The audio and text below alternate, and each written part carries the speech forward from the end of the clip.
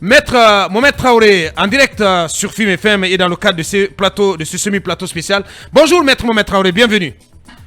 Bonjour Monsieur Diallo, merci beaucoup. Merci de répondre à nos questions.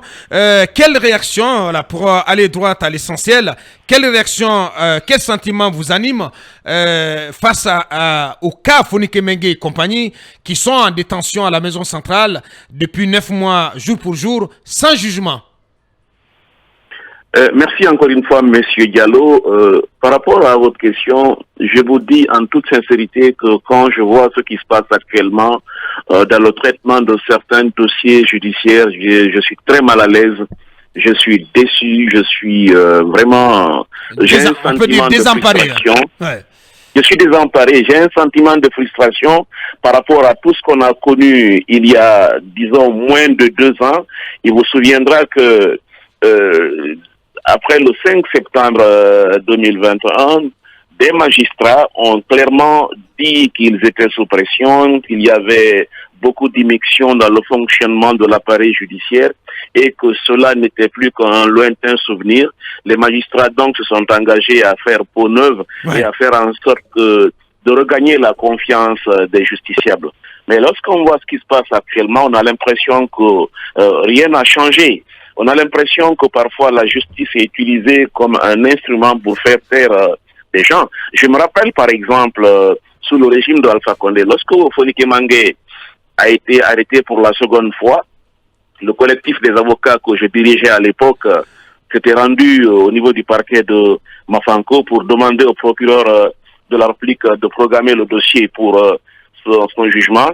Il nous a dit carrément, maître, attendez, ce dossier ne sera pas jugé avant le référendum, avant la fin de l'élection présidentielle. Donc il faut attendre. Donc on a eu l'impression qu'il fallait il fallait en quelque sorte mettre, disons, aux frères Fonike Mengue et compagnie, parce qu'ils représentaient peut-être une menace pour la tenue du référendum et la tenue de l'élection présidentielle, des élections législatives. Donc on a l'impression quelquefois, c'est exactement ce qui se passe actuellement. Ouais. Lorsqu'on a besoin, entre guillemets, de mettre hors d'état de nuire un certain nombre de personnes, on passe par la justice pour qu'elle entre en jeu et pour arriver à cet objectif-là. Je pense que tout cela n'est pas très bien pour l'image de la justice guinéenne. Donc, en tant qu'activiste des droits de l'homme, en tant que défenseur des droits de l'homme, on ne peut qu'être déçu. Parce qu'on ne pouvait pas imaginer qu'après tout ce qui a été fait comme mea culpa, on pouvait se retrouver encore face à ce genre de situation. Comme l'a dit mon confrère maître Chérif, ce dossier-là au départ comportait une litanie d'infractions. Nous sommes un peu habitués à cela, nous avocats. Lorsqu'on veut, disons, charger le dossier d'une personne, on aligne toutes sortes d'infractions. Mais à un moment donné, le magistrat instructeur a pris son courage à 2 mains.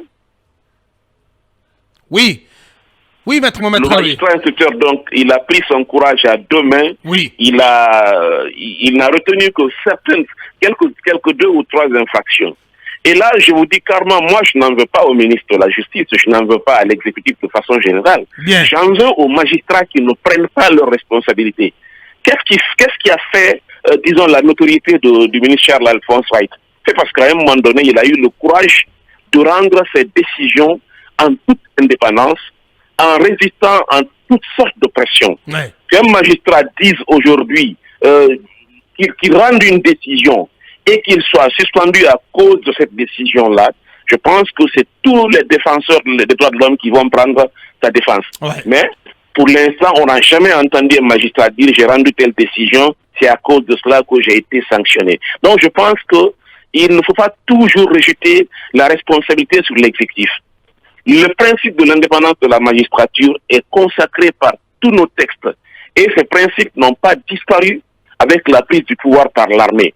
Donc, il appartient aux magistrats eux-mêmes de faire en sorte que l'indépendance de la magistrature soit une réalité. Parce que, comme l'a dit un célèbre magistrat africain, on ne peut donner aux magistrats que les moyens de son indépendance. Mais quant à l'indépendance elle-même, c'est une affaire du magistrat. Donc, on ne peut pas consacrer le principe de l'indépendance de la magistrature et pousser encore les magistrats, obliger les magistrats à être indépendants. Ça, c'est une responsabilité personnelle qui dépend du magistrat. C'est une question de courage. Donc, je pense que il est temps encore que cette justice nous donne la preuve qu'on peut lui faire confiance. Bien. Il n'est pas tard. Il n'est pas tard. Il y a beaucoup de dossiers qui sont pendants actuellement devant la justice et qui suscitent beaucoup de commentaires. C'est, encore une fois, à la magistrature de rassurer les justiciables. Bien, on a compris l'essentiel.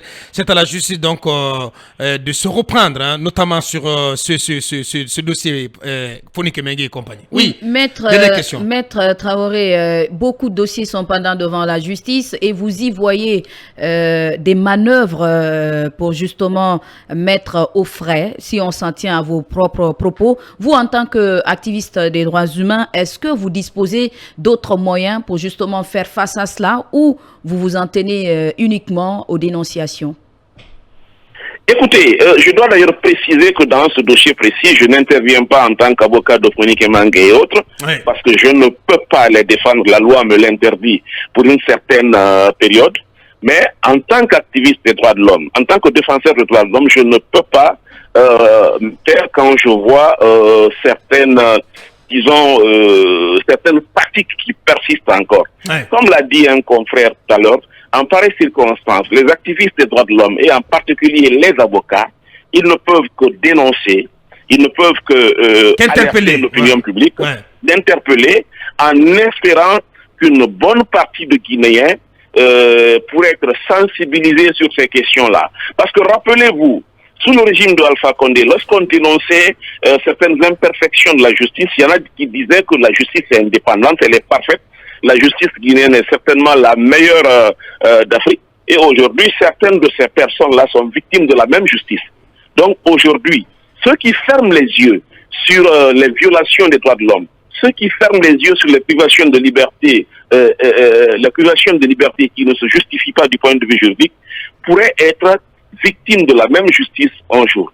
Donc c'est pourquoi, lorsqu'on dénonce des cas de violation de la loi, lorsqu'on dénonce des cas d'atteinte à l'indépendance de la justice, tout le monde doit être interpellé parce que, encore une fois, chacun pourrait être dans le collimateur de la justice un jour, à tort ou à raison. Bien. Oui, pour clore, Akumba.